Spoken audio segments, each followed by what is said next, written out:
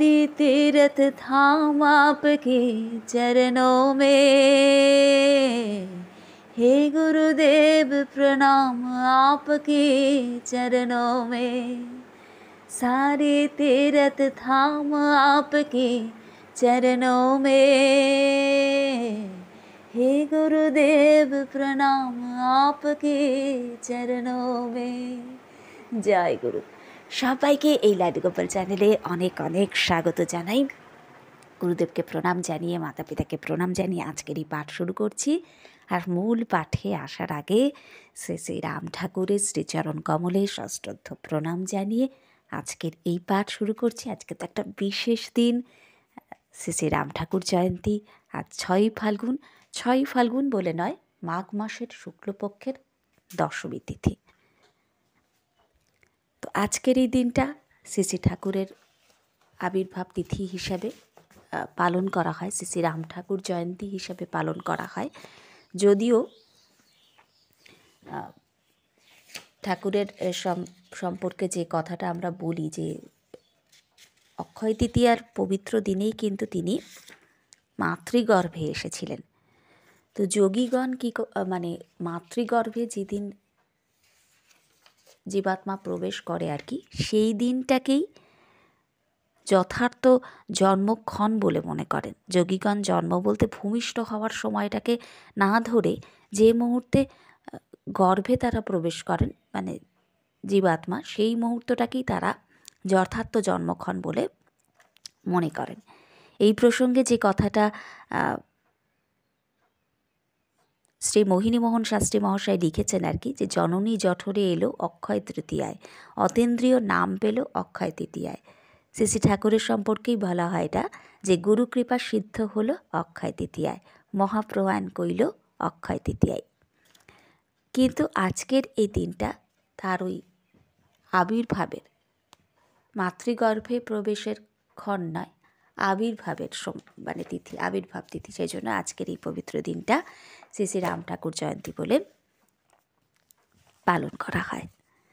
তো আজকে যেটা ভিডিওর হেডিংয়ে বা থাম্বনেইলে আপনারা দেখেছেন, যে এই রকম যে পুজো আর কি, এই একটা পুজো আছে, যে পুজোটা একটা বিশেষ পূজার কথা বলা হয়েছে, যে পূজা করলে সমস্ত তীর্থ দর্শন হয়ে যায়, সমস্ত তীর্থেতে যাওয়ার যে ফল হয় সেই ফল লাভ হয়, সমস্ত তীর্থের পূজা করা হয়ে যায়। এবং এই পুজো করলে পরে আর অন্য কোনো পুজো না করলেও হয়, এই একটা পুজো করলেই সব পুজো, সমস্ত দেবতাদের পুজো হয়ে যায়, সমস্ত দেবতারাও সন্তুষ্ট হন। কি সেই পুজো, কি সেই বিশেষ উপায়? আসছি মূল পাঠে। শ্রী সদানন্দ চক্রবর্তী মহাশয়ের কথা থেকেই পাঠ করছি, ছন্নাবতার বই থেকে। তো বলছেন যে গৌরীশঙ্কর ঘোষ মহাশয়ের পরিবারে আকস্মিকভাবে উদ্ভূত বিঘ্ন, সংকট ইত্যাদি মোচনের প্রেক্ষিতে সদানন্দ চক্রবর্তী মহাশয় আলাপ আলোচনার মাধ্যমে যাহা বলিলেন, যে দেবঋণজনিত সংকটাদি হইতে পরিত্রাণ পাইতে হইলে পুনরায় কুলদেবতা রাধা মাধবের সেবা পূজা শুরু করিতে পারেন, তাহাতে ওই সকল বিঘ্ন ইত্যাদি কথা বলা যেটা হয়েছে তাহা কাটিয়া যাইতে পারে বলিয়াই মনে হয়। কুলদেবতার সেবা পূজা আপন গৃহ মধ্যেও হইতে পারে, কিন্তু মন্দির নির্মাণ করিয়া কুলদেবতার প্রতিষ্ঠার কথা যে বলিতেছেন, সেখানে প্রশ্ন হইল যে আপনাদের পরিবারের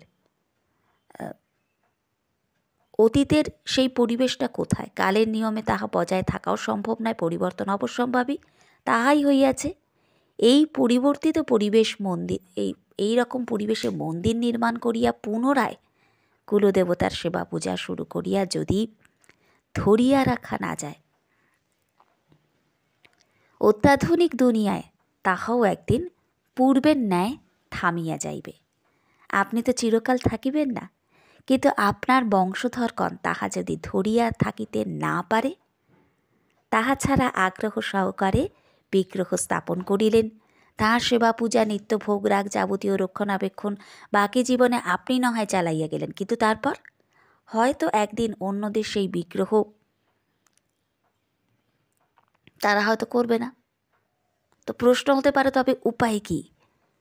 কি উপায় করা যায়? তার যে পরিবারে নানা রকম যে বিঘ্ন আসছে, নানান সংকট আসছে, দেবঋণজনিত সংকট, তার থেকে পরিত্রাণ কীভাবে পাবেন এবং ইত্যাদি অন্য সমস্ত সংকট যেগুলো আসছে সেখান থেকে পরিত্রাণ পাওয়ার উপায় কী? তো উপায় একটা হইতে পারে কি না, শ্রীপদ সেবা। শ্রীগুরুর পূজাতে সকল দেবতারই তুষ্টি সাধন হইয়া থাকে। শ্রীগুরুর শ্রীপদ সেবায় ভোগরাগের আতিশয্যও কিছু নাই। শ্রীপদে একটু পুষ্প এবং পত্র জলদানের সঙ্গে ভক্তি সহকারে শ্রীনামের সেবা। প্রাণ চাইলে কখনো কখনো উৎসবাদী করা যায়, তখন শ্রীগুরুর উদ্দেশ্যে ভোগ রাগ এবং সাধু বৈষ্ণব তথা দরিদ্র নারায়ণের সেবা করিতে পারেন। বাধ্যবাধকতা কিছু নেই। শাস্ত্রে আছে ভগবানের অনন্ত নামের মধ্যে একটা নাম হচ্ছে তীর্থপাদ। শ্রীপদে সকল তীর্থ বিরাজমান থাকে। শ্রী গুরুদেবের শ্রীচরণেই সকল তীর্থ বিরাজমান থাকে। ওই যে পাঠের শুরুতে যে এই গানটা আমার এত অপূর্ব লাগে, আমি যখনই শুনি তখনই যেন শ্রী গুরুদেবের কথা মনে হয়, আর শ্রীচরণের কথাও মনে হয়। শ্রী গুরুদেবের শ্রীচরণের কথা যতবার যখনই শুনি আমার অপূর্ব লাগে এই ভজনটা। হে গুরুদেব আপকে চরণোं में, এই যে ভজনটা আপনারাও যারা শুনেছেন তারা তো জানেন, আর যারা শোনেননি তারা একবার শুনে দেখতে পারেন। আশা করি আপনাদেরও ভালো লাগবে, আমার খুব ভালো লাগে। এবং যিনি এই লিরিক্সটা লিখেছেন, যে গানের কথাগুলো যিনি লিখেছেন, তাকে আমার কোটি কোটি প্রণাম। এত অপূর্ব কথাগুলো যে ভীষণ মন ছুঁয়ে যায়, ভীষণ মানে গেঁথে যায় মনে, এত অপূর্ব কথাগুলো। যে আপনার চরণেই, হে গুরুদেব, আপনার চরণেই সমস্ত তীর্থ আছে। আপনার হৃদয়ে মা লক্ষ্মী আছে, এরকম আর কি পরপর বর্ণনা করা হয়েছে, পুরোটা আমার সবটা মনে নেই। এবং আপনার মুখ থেকে যে বচন বেরোচ্ছে সেটাই সিদ্ধ হয়ে যাচ্ছে। মা বাবা এই দেহের জন্মদাতা, আপনি তো কর্মের দাতা। মা বাবা এই দেহের দাতা, কিন্তু আপনি কর্মের দাতা। আপনি শ্রী ভগবানের সঙ্গে যোগসূত্র করে দিচ্ছেন। তো এরকম প্রত্যেকটা লাইন অপূর্ব এই গানটার, আমার যার জন্য খুব ভালো লাগে এটা শুনতে। এরকম পছন্দের গান অনেক আছে, যেমন গুরু গো তোমার করিয়া লও গো আমারে, ওই গানটিও অপূর্ব, ওটারও লিরিক্সটা খুব সুন্দর। তো যাই হোক, আবার ফিরে আসছি মূল পাঠে। বলছেন এখানে যে শাস্ত্রে ভগবানের অনন্ত নামের মধ্যে একটি হচ্ছে তীর্থপাদ। শ্রীপদের মধ্যে সমস্ত তীর্থ বিরাজমান থাকে। একমাত্র শ্রীপদ সেবায় সকল তীর্থফল লাভ করা সম্ভব। এই সেবাটাতেই সমস্ত তীর্থের ফল লাভ করা সম্ভব। তাই তো পরমেশ্বরের এক নাম তীর্থপাদ। একসময় ঢাকা ফুলবেড়িয়া স্টেশন মাস্টারের মাতৃদেবীকে শ্রী ঠাকুর সেই কৃপাই করিয়াছিলেন। একটি তীর্থেও গমন না করিয়া আপন ঘরে থাকিয়াই শ্রীগুরু চরণ সেবায় তাহার সকল তীর্থের জ্ঞান লাভ হয়েছিল। এরকম একটা কথা, এরকম একটা পাঠ আপলোড করা হয়েছিল যে ঘরে বসে আপনি সব কিছু পাবেন। তো সেটার লিঙ্ক আজকের ভিডিও ডেসক্রিপশন বক্সে দেওয়া থাকবে। আপনারা যারা দেখেননি, অনেক দিন আগে আপলোড হয়েছিল, তো দেখে নিতে পারেন সেই লিঙ্কে ক্লিক করে। সদানন্দ চক্রবর্তী, শ্রী সদানন্দ চক্রবর্তী মহাশয় আরও বললেন যে দীর্ঘদিন শ্রী ঠাকুরের সঙ্গ করিয়া বুঝিয়াছি যে ঠাকুর মহাশয় শ্রীপদ সেবা পূজা পছন্দ করিতেন। বারে বারে আশ্রিত ভক্তজনের সেই ইঙ্গিতে তিনি দিয়াছিলেন। অভিজ্ঞতায় বুঝিয়াছি শ্রী ঠাকুর কোনো কিছু পীড়াপিড়ি করিয়া ভক্তদের ওপরে আরোপ করিতেন না, একমাত্র নাম করেন। এই শব্দ দুইটি ব্যতীত অন্য কিছু একবার কি দুইবারের অধিক বলিতেনও না। ইত্যাদি সমস্ত বলিয়া সদানন্দ দাদা গৌরীশঙ্কর ঘোষ মহাশয়ের নিকট শ্রীপদ সেবার কয়েকটা দৃষ্টান্ত বর্ণনা করিলেন। প্রথম দৃষ্টান্তটি দিয়াছিলেন নোয়াখালী জেলার চৌমুহনীতে উপেন সাহা মহাশয়ের বাসা বাড়িতে এক সন্ধ্যায় শ্রী ঠাকুর নিজস্ব কেম্বিসের পাদুকা বন্দনা। দ্বিতীয় দৃষ্টান্ত কলিকাতায় মাধব মজুমদারের গৃহে জনৈক ভক্তের শ্রী ঠাকুরের গলায় মাল্যদান প্রসঙ্গে সেই ভক্তকে উপদেশ দেওয়া, যে সেখানেও শ্রীচরণ সেবার কথাই বলছেন ঠাকুর।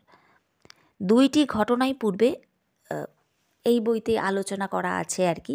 তো সেই ঘটনাগুলো পাঠের প্রসঙ্গে এর আগেও এসেছে, পাঠ করেছি, তো সেটা আর এখানে পাঠ করছি না। তো বহু আলোচনার পর স্থির হচ্ছে যে ঘোষ গৃহের দক্ষিণ প্রান্তে, যেখানে ব্যাডমিন্টন, টেনিস ইত্যাদি খেলা হতো, সেখানে প্রায় 5-6 কাঠা জমির ওপরে একটি মন্দির আর একটা শ্রীঅঙ্গন নির্মাণ করা হবে এবং শ্রী মন্দিরে শ্রী শ্রী রাম ঠাকুরের শ্রীচরণ যুগল প্রতিষ্ঠিত হইবে। শ্রী মন্দিরে নাম হইবে হরিনাম মন্দির এবং সমগ্র মন্দির অঙ্গনের নাম হবে শ্রী অনঙ্গ মঞ্জুরি। তো এরপর আরেকটু আগের দিকে আমরা এই বইতেই আরেকটা জায়গা পাবো, যেখানেও কিন্তু আরেকটা ঘটনা তিনি বলছেন, যেখানেও ঠাকুরের শ্রীপদ সেবার কথা আসছে। তো একবার হিমালয়ের কোনো একটা স্থানে সন্ন্যাসীদের লোটা, চিমটা ইত্যাদি বাজাইয়া ঠাকুরের শূন্য মার্গের লেখা গান তাহারা কীর্তন করিয়াছিলেন। ঠাকুর মহাশয় বলিয়াছিলেন যে সেই সংকীর্তন ধ্বনিতে ত্রিভুবন ধ্বনিত হইয়াছিল। এই যে সংকীর্তন হচ্ছে, সেই সংকীর্তন ধ্বনিতে একদম ত্রিভুবন ধ্বনিত হয়ে যাচ্ছিল। সুমধুর সেই কীর্তনে আকৃষ্ট হইয়া হিমালয়ের নানা জাতীয় হিংস্র পশু পাখিরা একে একে সারিবদ্ধ হইয়া তাহাদের হিংসা ভুলিয়া জড়ো হইয়াছিল। শুধু তাহাই নয়, অনেক দেবদেবীরাও তন্ময় হইয়া সেই কীর্তনের গান শুনিয়া প্রফুল্ল চিত্তে পুষ্পবৃষ্টি করিয়াছিলেন। শ্রী সদানন্দ চক্রবর্তী মহাশয় তাহার কাছে সযত্নে রক্ষিত শ্রী শ্রী ঠাকুরের শ্রীচরণ যুগল ছাপের নেগেটিভ হইতে কত শ্রীচরণ ছাপের লকেট প্রস্তুত করাইয়াছিলেন। তো যেদিন ঠাকুরের শ্রীপদ যুগলের লকেট তাহার হস্তে অর্পণ করা হইল, তখন তিনি শাস্ত্রনয়নে বলিয়াছিলেন, গুরু নাম জপ আর শ্রীগুরুর চরণ সেবার সঙ্গে অকাতরে প্রারব্ধ ভোগদান কলিকালের সর্বোৎকৃষ্ট সাধন, ইহাই শ্রী শ্রী রাম ঠাকুরের দর্শন। গুরু নাম জপ আর শ্রীগুরুর চরণ সেবার সঙ্গে অকাতরে প্রারব্ধ ভোগদান এবং কলিকালের এটাই সর্বোৎকৃষ্ট সাধন, ইহাই শ্রী শ্রী রাম ঠাকুরের দর্শন। এই কথা বলিয়া সেখানে উপস্থিত জনেদের লক্ষ্য করিয়া কহিলেন যে তোমরা সকলে শ্রীনাম জপের সঙ্গে শ্রীগুরুর চরণ যুগল সেবায় মনোনিবেশ করো, তাহাতেই রাম ঠাকুরকে সহজেই পাওয়া যাইবে। কিছুই লাগে না, সামান্য ফুল তুলসী শ্রীচরণ যুগলে অর্পণ করিয়া ভক্তি সহকারে প্রণাম করা, কিছু ভোগ দেওয়ার ইচ্ছা হইলে তাহা নিবেদন করিয়া করজোরে বলিতে হয়, ঠাকুর আপনি গ্রহণ করেন। অভিজ্ঞতায় বুঝিয়াছি ঠাকুর এমন সরল পথই পছন্দ করিতেন। মন্ত্রতন্ত্র কিচ্ছু লাগে না, সংসারীদের পক্ষে সহজ সরল পথই শ্রী শ্রী ঠাকুর দেখাইয়া গিয়াছেন। এরপর ভাবাবেগের বশবর্তী হইয়া উপস্থিত সকলকে যাহা বলিয়া গেলেন, একান্তই যদি প্রাণের ইচ্ছে থাকে, ফুল তুলসী চন্দন সহযোগে প্রথমে ওং বিশ্বগুরু শ্রী শ্রী অনঙ্গদেবায় নম বলিয়া শ্রী শ্রী ঠাকুরের চরণ যুগলে প্রদান, তারপর পুনরায় ফুল তুলসী চন্দন লইয়া ওং ওইং শ্রী শ্রী গুরবে নম বলিয়া একই চরণ যুগলে অর্পণ এবং সর্বশেষ একইভাবে ওং শ্রী শ্রী গুরুগণে ভো নম। চন্দন না হলেও আক্ষেপের কিছু নেই, কেবলমাত্র ফুল তুলসী প্রদানপূর্বক করজোরে ঠাকুরকে এইভাবে পুজো করা যেতে পারে। শ্রী শ্রী ঠাকুরের শ্রীহস্তে লেখা গুরুগীতার প্রথম মন্ত্রটি পাঠ করা যেতে পারে, না হলেও কোনো দোষ হবে না। মনে মনে কেবলমাত্র নাম করতে করতে ভূমিতে প্রণাম করার কথা বলা হয়েছে। সেদিন সদানন্দ দাদা আরও বলিয়াছিলেন যে শ্রী শ্রী ঠাকুর বলিতেন যে নিত্য ভোগ এক পাত্রে দেওয়া যাইতে পারে, শ্রীগুরুকে ভোগ নিবেদন করিলে সকল দেবদেবী সন্তুষ্ট হন। উৎসবাদিতে 3 পাত্রে সমভাবে দিতে হয়, 3 পাত্র অর্থাৎ পরম গুরু, শ্রীগুরু এবং গুরুগণ। পরম গুরু, শ্রীগুরু, গুরুগণ। তো গুরুগণ বলতে কি বোঝাচ্ছেন সেটা এর পরের পাঠে পাঠ করে শোনাবো, সেটা আর এখন পাঠ করছি না। তো এরপর আরেকটা কথা যেটা না বললেই নয়, সেটা হচ্ছে এই যে শ্রী গুরুদেবের শ্রীচরণের কথা, শ্রীচরণের এই যে মাহাত্ম্য, গুরুগীতা পড়লে বা শ্রী শ্রী গুরুগীতা পাঠ করলে পরে আপনারা দেখতে পাবেন সেটা ঠাকুরের এখান থেকে যে গুরুগীতাটা, ঠাকুরের যে গুরুগীতা সেটাও হতে পারে, বা আপনি যে কোনো মানে শ্রীগুরু সংঘেরও একটি গুরুগীতা পাওয়া যায়, তারপরে মহামিলন মঠেরও একটি গুরুগীতা পাওয়া যায়। তো সেখানে একদম পরিষ্কার করে লেখা আছে যে গুরুপদ সেবা করি বিশুদ্ধ যে জন, সর্বতীর্থ স্নান ফল লভে সেই জন। শ্রীগুরুর পদসেবা করলে পরেই কিন্তু সমস্ত তীর্থের যে স্নানের যে ফল, সমস্ত তীর্থের ফল লাভ করা যায়। শ্রীগুরু চরণামৃত মহাশক্তি ধরে উদ্ধার করে জীবগণে এ ভব সংসারে। অজ্ঞান হরণকারী জন্ম নিবারক মুক্তিদাতা শ্রীগুরুর সেই পাদোদক, অর্থাৎ শ্রীচরণ ধোয়া যে জলটা, জ্ঞান লাভ বৈরাগ্য সিদ্ধির কারণ শ্রীগুরুর পাদোদক করিবে সেবন। গুরুজ্ঞান ভিন্ন জীবের অন্য গতি নাই নিশ্চয় করিয়া কহিলাম তব ঠাই। গুরু পাদোদক পান আর উচ্ছিষ্ট ভোজন, শ্রীগুরুর মূর্তি ধ্যান তাহার স্তবন। গুরুস্তোত্র সদা পাঠ করি শিষ্যগণ, সদাই করিবে গুরুর প্রীতি উৎপাদন। গুরু পাদোদক হয় জাহ্নবীর জল, গুরুর কাছে বাস হয় কাশীবাসের ফল।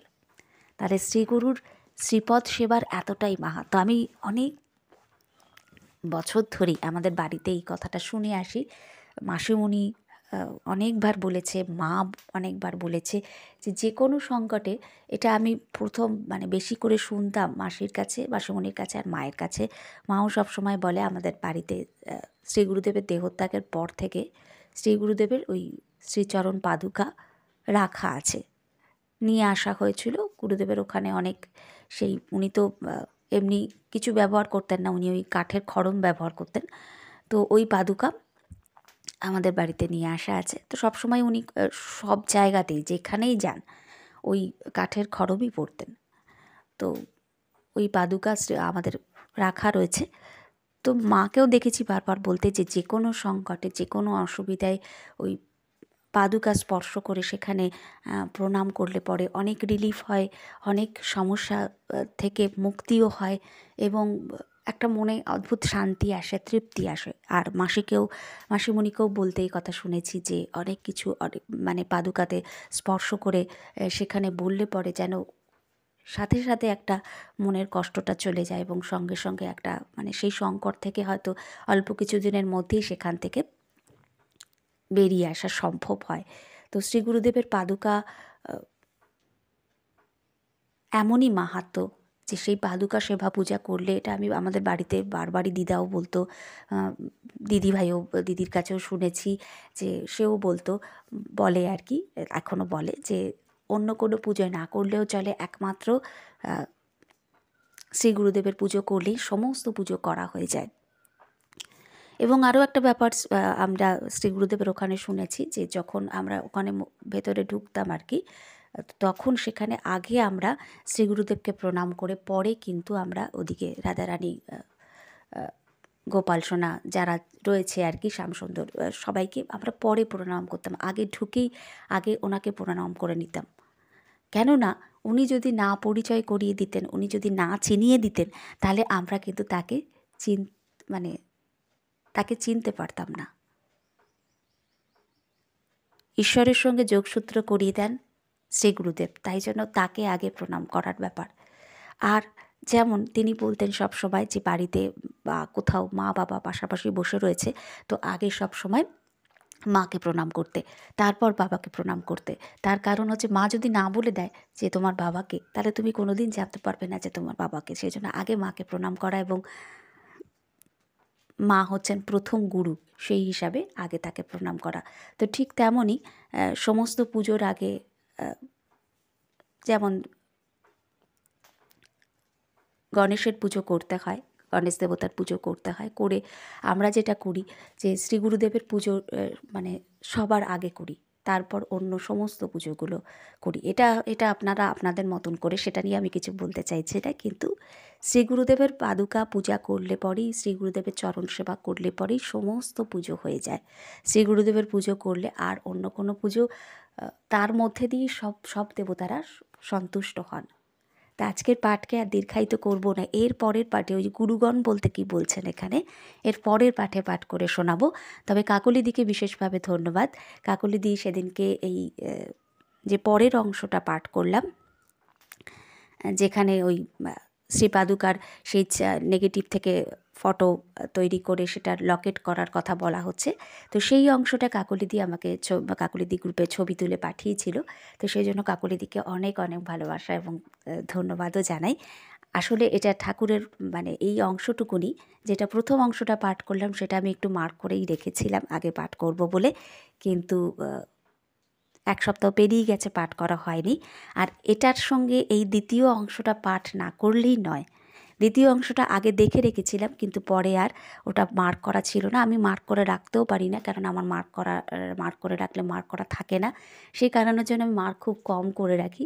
যদিও আমি প্রথম অংশটা মার্ক করে রেখেছিলাম আর দ্বিতীয় অংশটা মার্ক করাই হয়নি। দ্বিতীয় অংশটা দেখে রেখেছিলাম কিন্তু ভুলে গেছিলাম।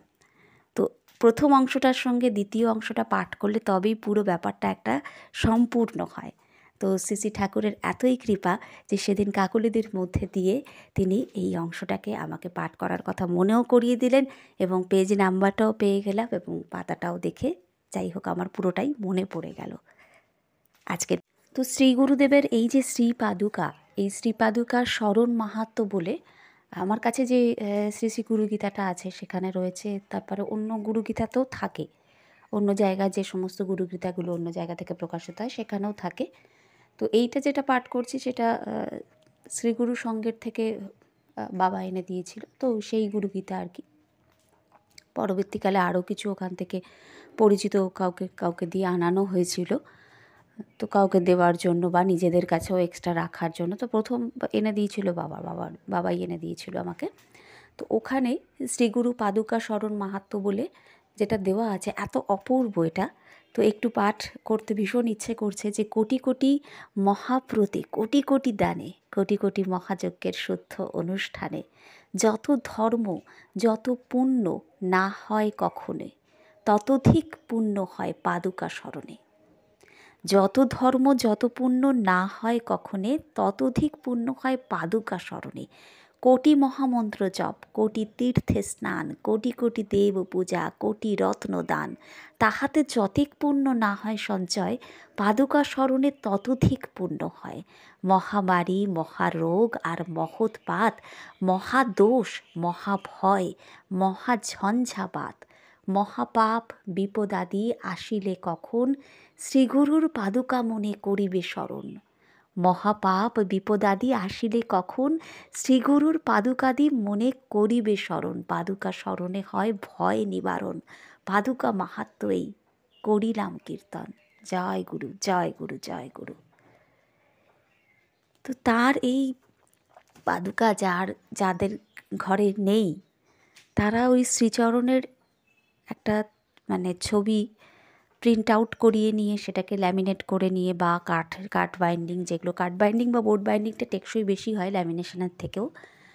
তো যদি রাখতে পারেন, রেখে যদি ওখানেই নিত্য পুজো করতে পারেন, একটা অপূর্ব আনন্দ পাবেন। এবং যখন স্পর্শ করবেন তখন এটা ভাবার চেষ্টা করবেন যে কত কত কোমল শ্রী গুরুদেবের এই শ্রীপদ, কত কত ভাগ্যশালী আমরা, কত ভাগ্যে এমন শ্রী গুরুদেবের দর্শন পেয়েছি, তার শ্রীচরণ দর্শন করতে পারছি, তার শ্রীচরণ স্পর্শ করার অধিকার তিনি দিয়েছেন। কত ভাগ্য আমাদের।